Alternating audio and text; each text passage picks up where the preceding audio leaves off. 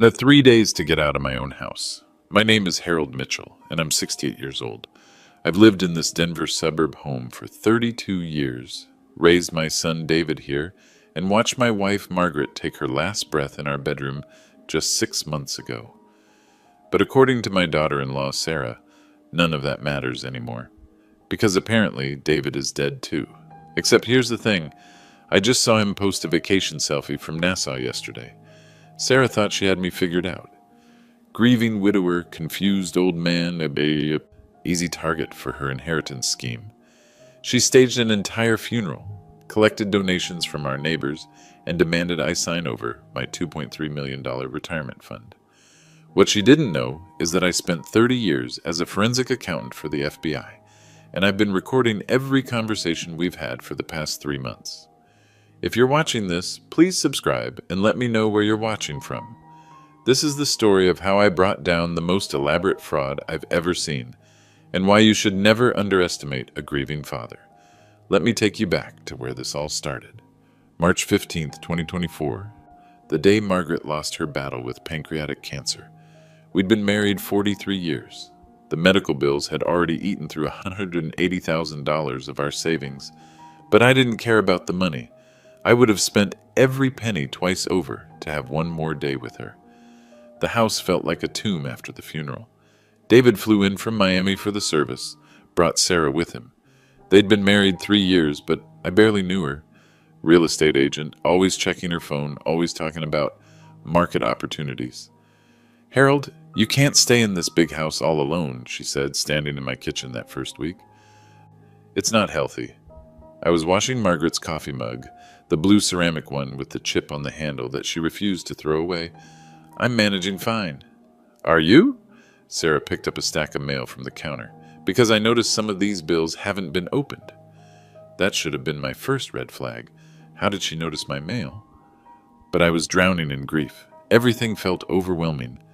The insurance claims, the medical bills, the sympathy cards that kept arriving. Sarah offered to help organize things, said it was what family does. "I'll just sort through these for you," she said, taking the mail to the dining room. "Make sure nothing important gets missed." I nodded. Seemed reasonable. Margaret always handled our finances anyway. What harm could it do? That night, I found Sarah photographing documents in Margaret's old office. Bank statements, investment portfolios, life insurance papers. "Just making sure everything's organized," she explained. "You have quite a bit here, Harold. It's important to keep track." She was right about one thing. I did have quite a bit, and she was definitely keeping track. Over the next few weeks, Sarah's visits became routine. Always helpful, always concerned. "Harold, you seemed confused yesterday when I asked about your bank account number," she'd say.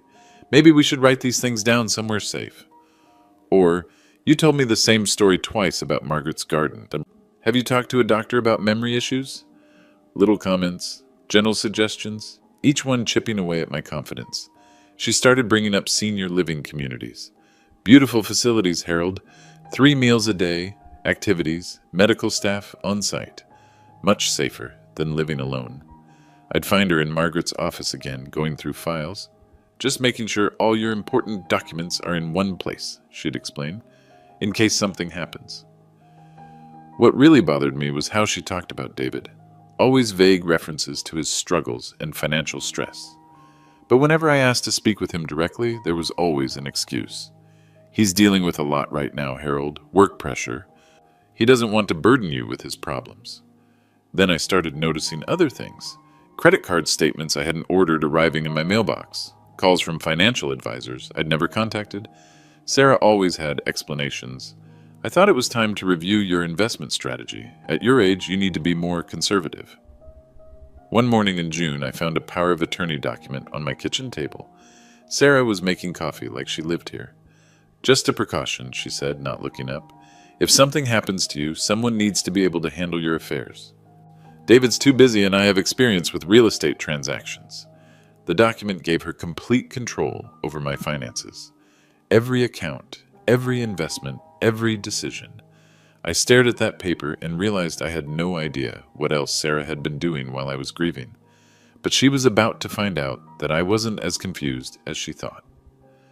That night, I did something I should have done months earlier. I pulled out every financial document I owned and spread them across Margaret's old desk. The numbers were staggering, even to me.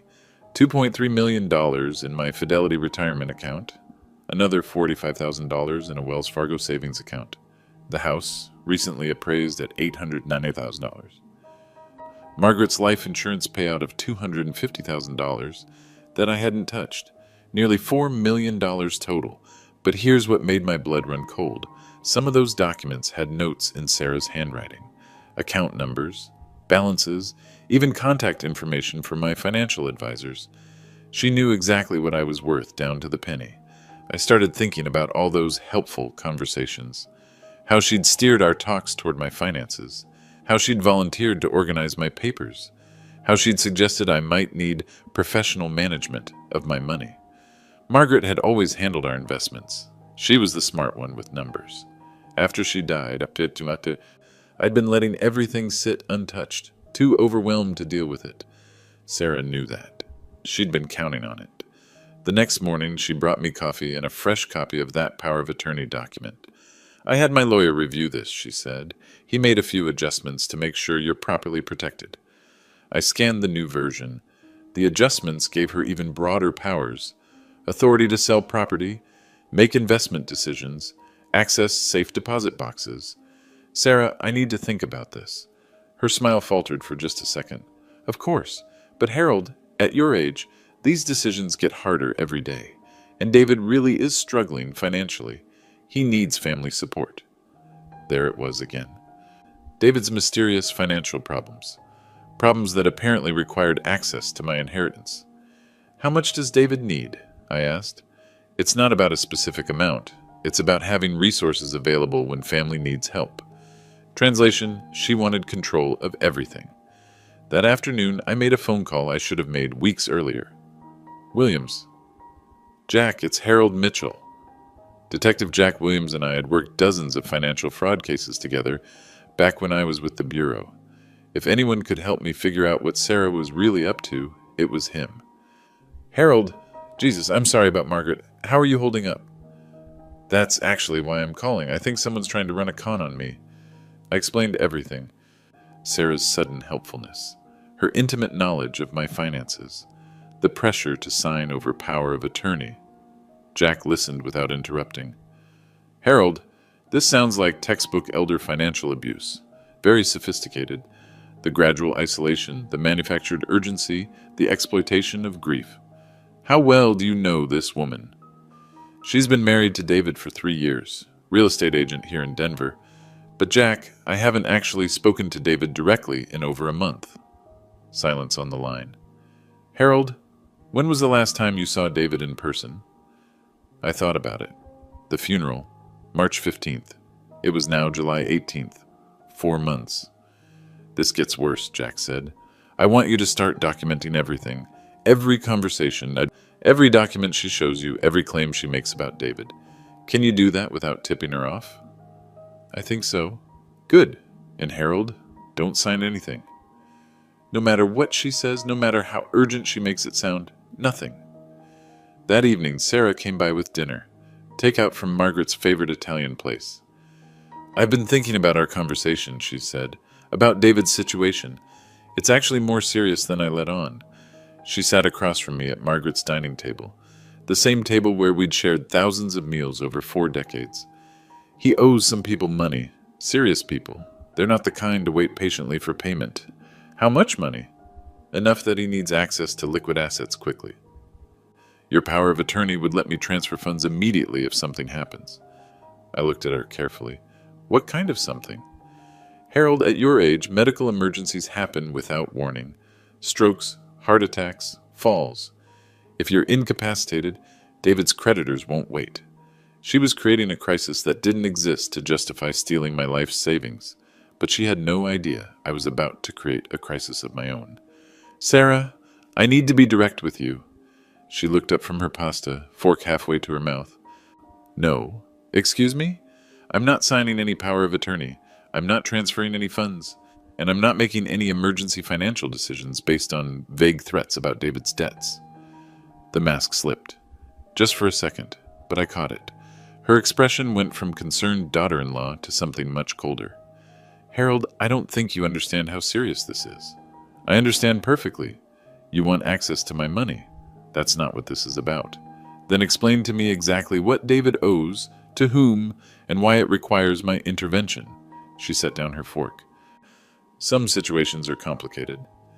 I spent 30 years investigating complicated financial situations, Sarah. Try me. Another crack in the facade. She didn't know about my background. David had never mentioned what I did for a living. Look, I'm trying to help you. Margaret would have wanted... don't. My voice was quiet, but she stopped talking. Don't you dare tell me what my wife would have wanted. Sarah leaned back in her chair. When she spoke again, her tone was different. Less sympathetic, more impatient. You can't live in this house forever, Harold. You can barely manage your own affairs. Yesterday you couldn't remember where you put your car keys. I remember exactly where I put my car keys. Do you? Because I found them in the refrigerator. That's interesting, Shape. Since I haven't driven anywhere in 3 days. Silence. The point is, she continued, you need help, real help.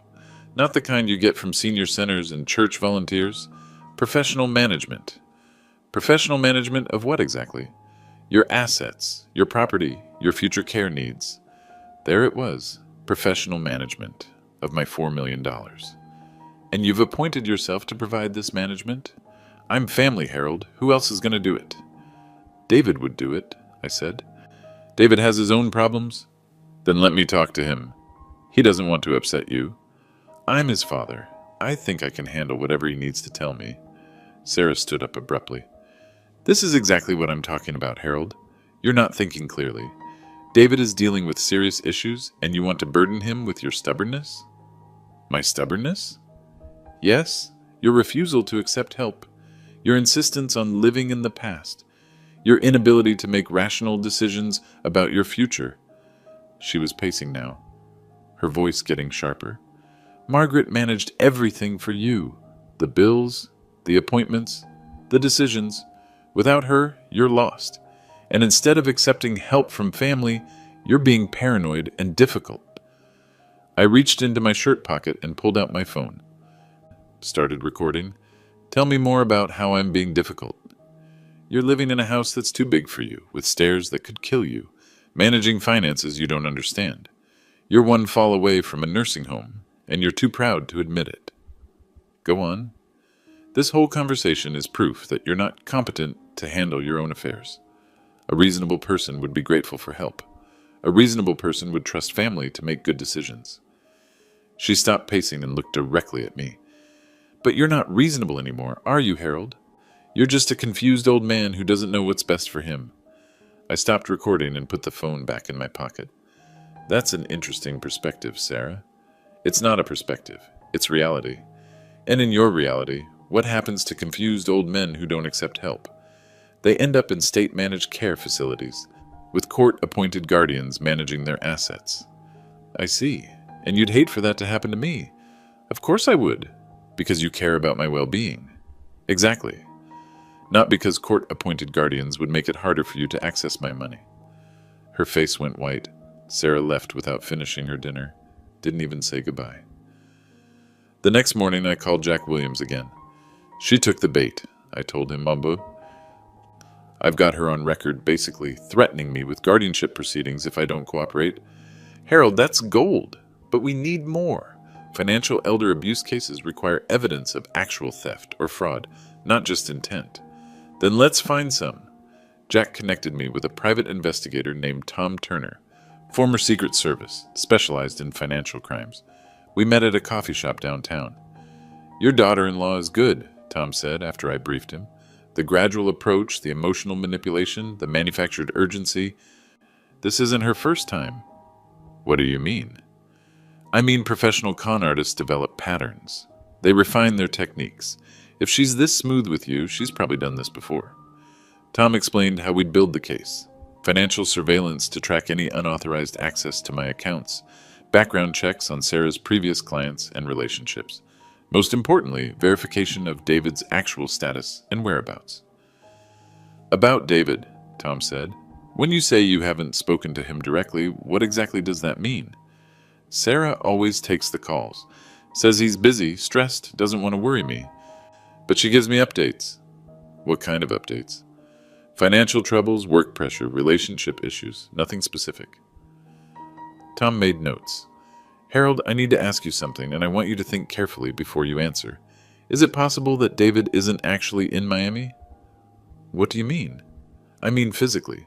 Have you seen him, spoken to him directly, or verified his location through any independent source since the funeral? I thought about it. Every conversation had been through Sarah. Every update had come from her. Even David's absence from family calls was explained by her. No, I said slowly. I haven't. Then we need to find your son. Tom's background check on Sarah revealed something interesting. In the past 5 years, she'd been involved with 3 elderly clients who'd experienced financial difficulties shortly after hiring her as their real estate agent. Look at this pattern, Tom said, spreading documents across my dining table. Widowed homeowner, substantial assets, family members, conveniently absent or deceased. In each case, Sarah helped them organize their finances during a vulnerable period. What happened to them? 2 ended up in managed care facilities after signing over power of attorney. The third died before his family discovered that $400,000 was missing from his accounts. My forensic accounting background kicked in. Where did the money go? Shell companies, fake investment schemes, real estate transactions that never actually happened. Very sophisticated. But the real bombshell came when Tom started tracking David's location. Harold, I need you to sit down for this. He pulled out his laptop and showed me a series of photographs. David, very much alive, sitting on a beach. The metadata showed they were taken in Nassau, Bahamas, yesterday. He's not in Miami. He's been in the Bahamas for the past 6 weeks. Hotel registration under a false name, but facial recognition software confirmed it's him. The Bahamas? Gets better. He's not alone. Tom clicked to the next photo. David with a young blonde woman I'd never seen before. They were holding hands, laughing, clearly a couple. Her name is Jessica Parks, 26 years old, originally from Phoenix. No criminal record, but get this. She's been posting about her vacation romance all over social media. Vacation romance? She has no idea David is married. According to her Instagram, she met him 3 months ago. He told her he was single. That's just going through a divorce. I stared at the photos. My son was alive, living in paradise with his girlfriend, while his wife was back in Denver, trying to steal my inheritance. Tom, I don't think David knows what Sarah is doing. That night, Sarah called me. Harold, I've been thinking about our conversation. I may have been too direct. It's fine, Sarah. No, it's not. I care about you, and I want what's best for this family. Sometimes that means having difficult conversations. I had Tom's recording equipment set up by then. Every call was being documented. I understand. Good, because I have some news about David's situation. It's gotten worse. How much worse? He needs $50,000 immediately. Tonight. $50,000? For what? I can't get into details over the phone, but Harold, if we don't act fast, there could be serious consequences. What kind of consequences? The kind that could affect our whole family. Your reputation, your safety, David's future. She was escalating the urgency, creating a false emergency to pressure me into immediate action. Sarah, I'll need to see documentation, bank statements, loan agreements, something official. There's no time for documentation. These people don't work with paperwork. What people? Silence on the line. She'd revealed more than she intended. Look, can you access your Wells Fargo account online? Yes. Good. I'm going to walk you through a wire transfer. It needs to happen tonight. To who? I'll give you the account information. Just trust me on this. I was recording everything. Tom was sitting across from me making notes. Sarah, I'm not transferring money to anyone without understanding exactly what this is for. Harold? Do you want something terrible to happen to David? Of course not. Then help me help him. The interesting thing about con artists is that they always overplay their hand. Sarah was about to make the biggest mistake of her criminal career. I need access to your accounts, Harold. All of them. The next morning, I got a call that changed everything. Dad? David's voice. Finally, David, where are you? Sarah said you were dealing with some serious problems. What problems? Dad, I'm fine. I'm in Nassau on vacation. I've been trying to call you for weeks, but Sarah said you were having health issues and didn't want to be disturbed. My blood went cold. Health issues? She said you'd had some kind of episode. Memory problems? Confusion? She thought it was best if I gave you space to recover. David, I haven't had any health issues. Silence on the line. Dad, what's going on? I explained everything. Sarah's pressure tactics, the power of attorney demands, her claims about his financial troubles. David listened without interrupting. Dad, I don't have any debts. I don't owe anyone money, and I definitely haven't asked Sarah to handle anything for me. Where exactly are you? Atlantis Resort. I met someone here, a woman named Jessica. We've been dating for a few months. I was planning to bring her home to meet you. David, Sarah thinks you're in Miami. I haven't been to Miami in over a year. And she doesn't know about Jessica? No, Sarah and we've been having problems. I came here to think about our marriage. Jessica doesn't even know I'm married. The pieces were falling into place. Sarah thought David was missing or dead. She was positioning herself to inherit everything as his widow, but David was very much alive, just temporarily out of communication. Dad, what has Sarah been telling people about me?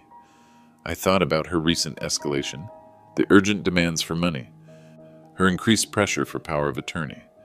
David, I think Sarah is planning to fake your death. 3 days later, Sarah proved me right. I was having coffee on my front porch when she pulled into my driveway. She looked different. Dress black, makeup subdued, expression appropriately somber. She walked up my front steps like she was approaching a gallows. Harold, I have terrible news. What kind of news? It's about David. She sat down heavily in Margaret's old rocking chair. There's been an accident. I set down my coffee cup. What kind of accident? A car crash in Miami. He didn't survive. Sarah reached into her purse and pulled out a folded document, a death certificate. David Mitchell, age 35, cause of death, multiple trauma from vehicle collision. It looked official. It wasn't. When did this happen? Yesterday morning. I've been handling the arrangements. She dabbed at her eyes with a tissue. I didn't want to tell you over the phone. Have you contacted the authorities? Everything's been taken care of. The body has been prepared.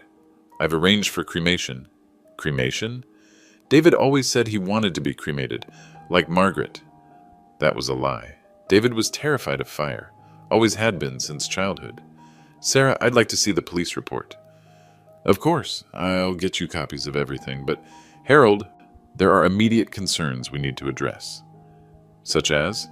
David had debts, significant debts. His creditors won't wait for probate. We need to protect your assets before they try to make claims against the estate. She pulled out another document, the same power of attorney I'd refused to sign, with updated language about emergency estate protection. This will allow me to secure your finances immediately, transfer funds to protected accounts, pay off David's obligations, make sure his creditors can't touch your inheritance. By now, several neighbors had noticed Sarah's car in my driveway. Mrs. Patterson from next door was watering her garden, but clearly listening. The Johnsons were getting their mail, but taking their time about it. Small town life, everyone knew everyone else's business. Harold, we need to move quickly on this. Word spread fast in our neighborhood. By afternoon, my doorbell was ringing constantly. Neighbors bringing casseroles, offering condolences, asking if there was anything they could do. Sarah played her part perfectly. Thank you so much for coming, she told Mrs. Patterson. Harold is taking this very hard. David was his only child. Such a tragedy, Mrs. Patterson replied. And so young. Was it sudden? Very sudden. A car accident in Miami. He was there on business. I watched Sarah weave her lies with impressive skill. David's fictional business trip, the tragic phone calls she'd received, her immediate flight to Miami to handle arrangements, her concern for my emotional state. Harold's been struggling since Margaret passed, she told the Johnson family. This might be more than he can handle. The sympathy was overwhelming. Our neighbor Bob Wilson offered to help with funeral arrangements. Susan Chen brought groceries. Everyone wanted to support the grieving father and his devoted daughter-in-law. By evening, Sarah had set up a GoFundMe page. Memorial Fund for David Mitchell, the headline read. helping family cover unexpected funeral expenses and support his grieving father. The description was masterful. David's sudden death, my fixed income, the financial burden of funeral costs on top of Margaret's recent medical bills. Sarah positioned herself as the responsible family member, trying to protect me from additional stress. The donations started immediately. $100 from the Pattersons, $250 from David's old high school friends, $500 from my former colleagues at the FBI field office. Within 6 hours, the fund had raised over $8,000. Sarah showed me the page on her phone. People are so generous, this will really help with the expenses. What expenses? The funeral home, the cremation, the memorial service, it all adds up quickly. How much does cremation cost? About $3,000, but there are other costs, transportation, permits, the memorial service. She was planning an entire funeral for my living son, collecting donations from our community, and positioning herself as the grieving widow managing everything. The audacity was breathtaking. The funeral was scheduled for Saturday at St. Mark's Episcopal Church. Sarah had arranged everything: flowers, music, reception afterward at the church hall. She'd even written the obituary. David Mitchell, beloved son and husband, passed away unexpectedly on August 15th in Miami, Florida. David was a devoted family man who brought joy and laughter to everyone who knew him. It ran in the Denver Post and online. David's high school friends were sharing it on Facebook. His former co-workers were posting memories. My son was being mourned by hundreds of people, and he was sitting on a beach in Nassau, completely unaware that he was dead. Friday night, Sarah came to my house with boxes. "We need to pack up David's things," she said. "I can't bear to see them anymore." She started in his old bedroom, pulling clothes from the closet, clearing out his desk, moving like a woman trying to erase memories too painful to bear. "There's something else we need to discuss," she said, folding one of David's old college t-shirts. "What's that?" "This house. It's too much for you now, especially with everything that's happened." She sat down on David's bed, still holding the shirt. "I've been looking at some really nice senior communities, places where you'd have help when you need it, but still maintain your independence." "I'm not interested in moving." "Harold, you can't live in the past forever. Margaret's gone. David's gone. This house is just a reminder of everything you've lost." She stood up and walked to David's window, looking out at the backyard where he'd played as a child. "I know this is hard to hear, but holding on to this place isn't healthy. You need to start fresh somewhere new." "And what happens to the house?" "We sell it. Use the equity for your care expenses."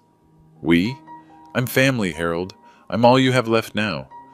She turned from the window and looked at me directly. "The funeral is tomorrow. After we lay David to rest, we need to focus on your future. And your future can't be in this house full of ghosts." Saturday morning arrived with the kind of crisp autumn air that Margaret always loved. I put on my best black suit and drove to St. Mark's. The church was packed. Hundreds of people had come to mourn my living son. Sarah stood at the front greeting mourners, accepting condolences, playing the devoted widow with Oscar-worthy performance. She'd even brought tissues and makeup to touch up the tears. At 10:30, she approached the pulpit to deliver her eulogy. "David was the kind of man who put family first," she began. "He worried about his father, especially after losing his mother. David's greatest fear was that Harold would be left alone, without family support." Ironic words from a woman planning to steal everything I owned. That's when I saw Jack Williams enter through the side door. He wasn't alone. Tom Turner followed him, along with another man I didn't recognize wearing a badge. Sarah continued her eulogy, unaware that her audience had changed. "David would want us to take care of each other," she said, "to support Harold during this difficult transition." Jack walked down the center aisle and stopped directly in front of the pulpit. "Mrs. Mitchell?" Sarah looked up, confused by the interruption.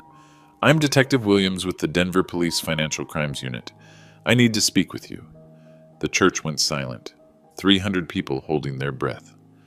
"I'm in the middle of a funeral," Sarah said. "Yes, I can see that. A funeral for David Mitchell, who, according to this death certificate, died in a car accident in Miami on August 15th. Jack held up the forged document. The problem is, Mrs. Mitchell, David Mitchell is very much alive. He pulled out his phone and connected it to the church's sound system. Dad, can you hear me? David's voice filled the church. Clear, healthy, very much not dead. Hi, everyone. I'm calling from Nassau, where I've been on vacation for the past 6 weeks. I just want to confirm that reports of my death have been greatly exaggerated. The congregation erupted. Gasps, shouting, confusion. Someone was recording with their phone. Sarah stood frozen at the pulpit, her face white as her dress. Mrs. Mitchell, Jack continued, you're under arrest for fraud, forgery, and elder financial abuse. The chaos in the church was unlike anything I'd ever seen. People were standing, shouting questions, pulling out phones to record. Some were demanding explanations, others were calling friends who'd donated to the GoFundMe. Sarah tried to run. She made it 3 steps before Tom Turner blocked her path. Sarah Elizabeth Mitchell, you have the right to remain silent, Jack began, but Sarah wasn't staying silent. This is a misunderstanding, she shouted over the crowd noise. David is confused. He's been having psychological problems. That's when David's video call came through on the church's projection screen. He was sitting on a hotel balcony, palm trees visible behind him. Jessica Parks next to him in a bikini. Psychological problems? David laughed. Sarah, I've never felt better in my life. The crowd turned their attention to the screen. David looked healthy, tanned, waxed. Nothing like someone who died in a car accident. Dad, are you okay? This woman told me you were having memory issues and couldn't handle phone calls. I'm fine, son. Better than fine. And who, David continued, looking directly at Sarah through the camera, is going to explain why my wife is holding my funeral while I'm sitting in the Bahamas? Jessica leaned into the frame. Wait, wife? David, you told me you were divorced. Even through the video call, you could see David's face change as he realized the scope of Sarah's deception. Sarah, David's voice was deadly quiet now. What exactly have you been telling people? Sarah was handcuffed, but still trying to maintain control. David, you don't understand the situation. Your father needed help. He was being taken advantage of. By who? Financial advisors, estate lawyers, people trying to exploit his grief. Tom Turner stepped forward with a folder full of evidence. Mrs. Mitchell, we have recordings of you threatening Mr. Harold Mitchell with guardianship proceedings if he didn't sign over power of attorney. We have forged documents, fake death certificates, and evidence of attempted wire fraud. He turned to address the congregation. We also have evidence that Mrs. Mitchell has run similar schemes on at least 3 other elderly victims in the Denver area. The crowd's murmur turned angry. These people had been played, their sympathy exploited, their donations stolen. David, I called out to the screen, come home, son, we have a lot to talk about. What happened next was like watching a controlled demolition. Sarah's entire life collapsed in real time. Tom Turner opened his evidence folder and began reading from his investigation report. Financial records show unauthorized access to Harold Mitchell's accounts dating back to April 2024. Forged power of attorney documents. Fake death certificate with a falsified medical examiner's signature. He held up bank statements showing attempted wire transfers that had been blocked by fraud detection systems. Mrs. Mitchell attempted to transfer $50,000 from Harold Mitchell's Wells Fargo account to an offshore account in the Cayman Islands on August 14th, 1 day before the alleged date of death. The crowd was getting angry.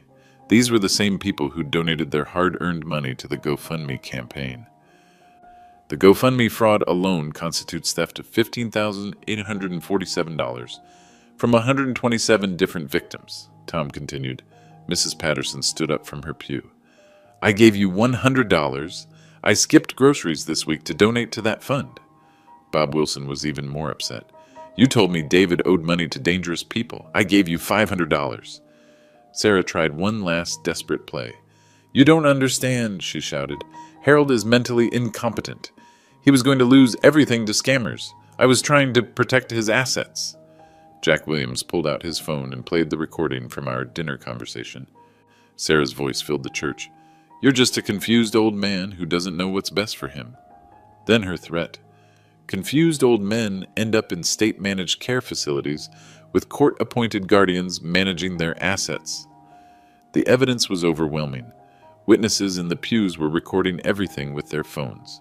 Within hours, the footage would be viral on social media. Tom Turner delivered the final blow. Mrs. Mitchell's real estate license has been suspended pending investigation. We've identified irregularities in her handling of at least 6 elderly clients' property transactions over the past 3 years. Her career was over. Her freedom was over. Her marriage was over. As Jack escorted her toward the church exit, Sarah made one final attempt to save face. "Harold, you'll never survive on your own. Without family support, you'll end up exactly where I said you would." I stood up from my pew and looked her directly in the eye. "Sarah, I survived 30 years investigating people like you. I think I can handle retirement." The legal proceedings moved faster than I expected. Sarah was charged with multiple felonies: elder financial abuse, wire fraud, forgery, identity theft, and theft by deception. The district attorney called it one of the most sophisticated elder abuse schemes they'd prosecuted. Her bail was set at $100,000, which she couldn't make. Turns out most of her assets were tied up in fraudulent investments and shell companies. Within a week, the bank had reversed all unauthorized transactions and secured my accounts with additional fraud protection. The GoFundMe platform refunded every donation and launched their own investigation into Sarah's campaign. The FBI's Financial Crimes Unit took over the case when they discovered Sarah's activities crossed state lines. She'd been running similar schemes in Arizona and Nevada before moving to Colorado. David flew home from Nassau the day after the funeral fiasco. Jessica came with him, still processing the fact that she'd been dating a married man whose wife had faked his death. "Dad, I'm so sorry," David said when I picked them up at the airport. "I had no idea Sarah was capable of something like this." "How could you know? She fooled everyone." "I should have stayed in touch better. After Mom died, I was dealing with my own grief. I thought giving you space was the right thing to do." That's exactly what Sarah was counting on. The divorce papers were filed within 48 hours. David's lawyer made it clear that Sarah would receive nothing from the marriage. In fact, given the criminal charges, David was pursuing civil restitution for damages to his reputation and emotional distress. My insurance company launched their own investigation and determined that if Sarah's scheme had succeeded, they would have been defrauded of Margaret's $250,000 life insurance benefit. The ripple effects kept expanding. Other elderly victims in Sarah's real estate network came forward. The state licensing board opened a comprehensive review of her past transactions. By Christmas, Sarah Elizabeth Mitchell would be serving a 5-year federal sentence for elder fraud. The professional fallout was swift and complete. Within 72 hours of her arrest, the Colorado Real Estate Commission suspended Sarah's license pending investigation. When they dug into her client files, they found a pattern of exploitation targeting elderly sellers.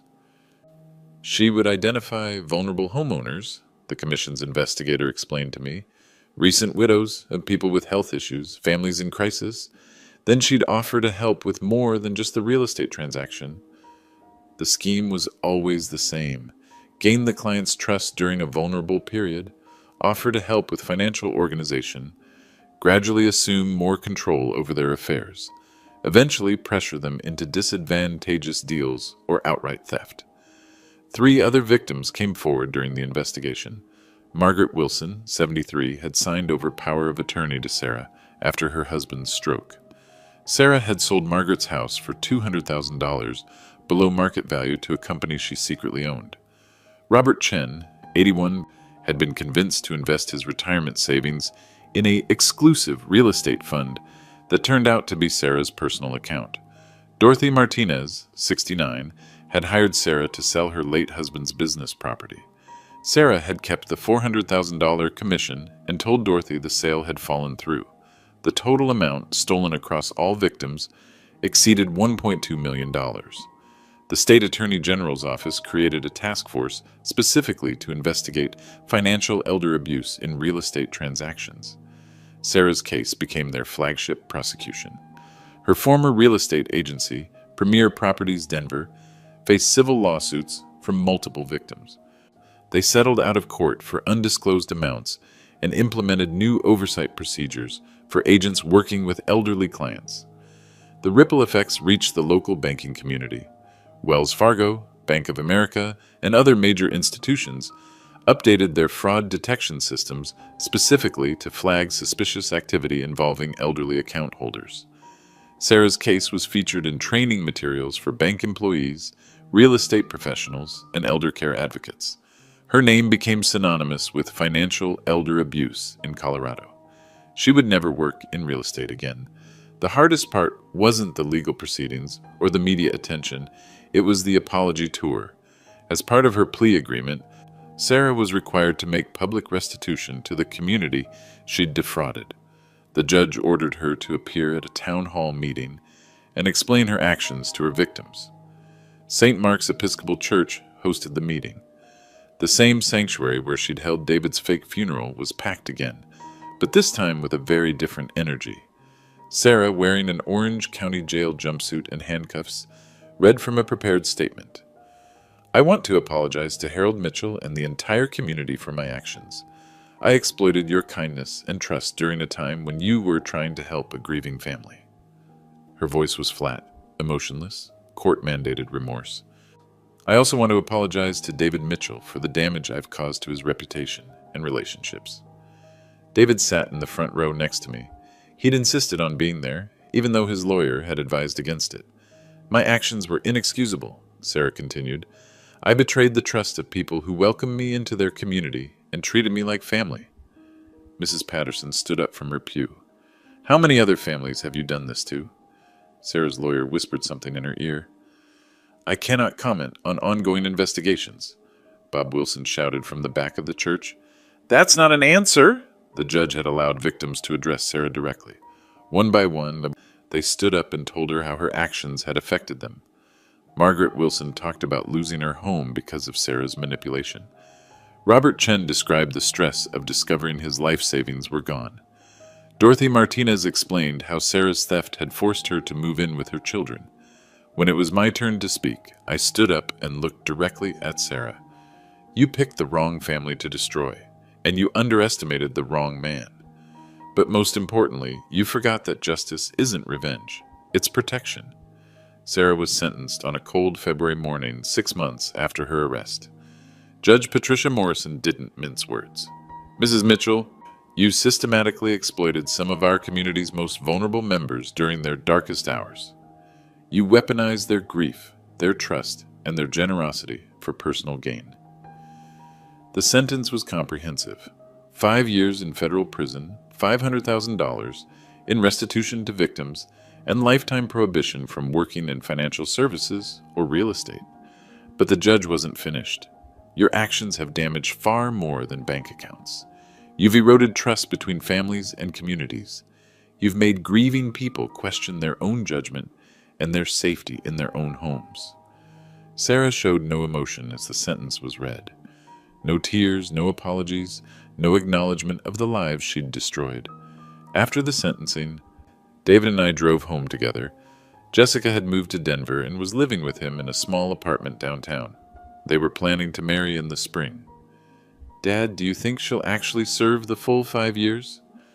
Probably 4 with good behavior. But Tom Turner says the civil lawsuits will keep her tied up in court for years. After that, the restitution alone would bankrupt her. Margaret Wilson's family was suing for the difference between the price Sarah sold her house for and its actual market value. Robert Chen's children were pursuing a wrongful conversion claim. Dorothy Martinez had hired a lawyer to recover her husband's business property. The thing is, I told David, the money was never really the point. What do you mean? Sarah thought she was stealing from a confused old man who wouldn't fight back. She thought grief made me weak. I pulled into my driveway, the same driveway where Sarah had once told me I had 3 days to get out. But grief doesn't make you weak, son. It makes you careful about who deserves your trust. The impact on our community was lasting. St. Mark's Church now required background checks for anyone handling financial donations. The local police department created an elder fraud prevention program. The city council passed an ordinance requiring additional oversight for real estate transactions involving elderly sellers. Sarah's case had made everyone more vigilant, more protective of vulnerable community members. 3 months after her sentencing, I received a letter from her in prison. I threw it away without opening it. The systemic changes that followed Sarah's case were more extensive than anyone expected.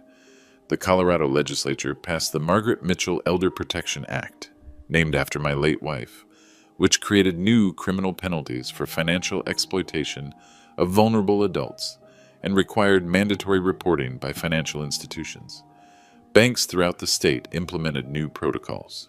Transactions over $10,000 involving accounts held by people over 65 now required additional verification. Sudden changes in banking patterns triggered automatic reviews. Power of attorney documents required notarization and independent witness verification. Wells Fargo, where Sarah had attempted her wire transfer, created a dedicated elder fraud prevention unit. They hired Tom Turner as a consultant to train their staff on recognizing exploitation patterns. The real estate industry faced its own reckoning. The Colorado Association of Realtors mandated annual training on elder fraud prevention. They created a hotline for reporting suspicious activity and established a victim assistance fund. St. Mark's Church completely overhauled their financial procedures. All donation campaigns now required documentation of actual need. GoFundMe and similar platforms were prohibited unless verified by church leadership. They created a volunteer committee to visit elderly parishioners regularly. The most significant change was the creation of the Denver Elder Justice Coalition, a partnership between law enforcement, social services, healthcare providers, and financial institutions. Their mission was early detection and prevention of elder abuse. I found myself at the center of these efforts. Detective Williams recruited me as a volunteer consultant for financial crimes investigations. My forensic accounting background and personal experience with Sarah's tactics made me valuable for training other investigators. "Harold, you've got credibility that we can't manufacture," Jack told me. "When you tell people to trust their instincts about financial exploitation, they listen." I started speaking at senior centers, church groups, and community meetings. The message was always the same. Vulnerability doesn't equal helplessness, and asking for help isn't a sign of weakness. The Denver Post ran a series of articles about elder fraud prevention, featuring my story as the lead example. The headline read, "Retired FBI Accountant Outsmarts Daughter-in-Law's $2.3 million inheritance scam." But the most meaningful change was personal. David moved back to Denver permanently.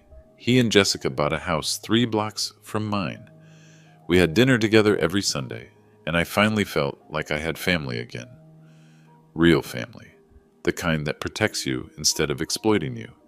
A year after Sarah's arrest, David and Jessica were married in the same church where she'd held his fake funeral. The irony wasn't lost on anyone in the congregation. Pastor Williams, no relation to Detective Williams, opened the ceremony with a reflection on truth, trust, and the importance of protecting family bonds. Today we celebrate not just the union of David and Jessica, but the triumph of love over deception, trust over manipulation, and family over fraud. Margaret would have loved Jessica. She was studying to become a financial planner, inspired by what had happened to our family. "I want to help people protect themselves," she told me. "What Sarah did to you could happen to anyone." David had changed too. The carefree attitude that had made him vulnerable to Sarah's lies was replaced by a more thoughtful approach to relationships and responsibilities. "Dad, I'm sorry I wasn't here when you needed me most." "You were here when it mattered, son. But I should have been here from the beginning." Margaret always said that perfect timing is a luxury we rarely get. What matters is showing up when you realize what's important. We'd established new boundaries and new traditions. David called me every Tuesday and Friday, not because he had to, but because we both wanted to maintain connection. He handled my technology issues. I helped him understand investments and retirement planning. Jessica fit into our family seamlessly. She had the same practical intelligence that Margaret had possessed, and the same fierce protectiveness toward people she loved. "Harold," she said at their wedding reception, "I want you to know that what happened with Sarah will never happen again. David and I will make sure of that." "I know you will, Jessica. But more than that, we want you to know that you're not alone anymore. Family means looking out for each other." Standing there at the reception, watching David and Jessica dance to the same song Margaret and I had danced to 44 years earlier, I realized something important. Sarah had tried to isolate me to make me vulnerable. Instead, she'd brought me closer to the family I really had. 2 years later, I'm still living in the same house where Sarah once told me I had 3 days to get out. But everything else has changed. The house is full of life again. David and Jessica visit twice a week. Their first child, my granddaughter, Margaret Elizabeth, was born last spring. She's already showing signs of her great-grandmother's stubborn intelligence. I've become an advocate for elder fraud prevention, working with law enforcement agencies and senior organizations across Colorado. The work gives me purpose and helps other families avoid what we went through. Last month, I helped expose another inheritance fraud scheme targeting a widower in Colorado Springs. The patterns were identical to Sarah's approach: manufactured urgency, emotional manipulation, isolation from family support. The difference was that this time, we caught it before any money was stolen. That's the message I want to leave you with. Sarah's scheme worked initially because I was isolated in my grief. I wasn't talking to my son, wasn't connected to my community, wasn't trusting my own instincts. But isolation is a choice, not an inevitability. If you're watching this because you've experienced family financial betrayal, or because you're worried about an elderly parent or relative, here's what I've learned.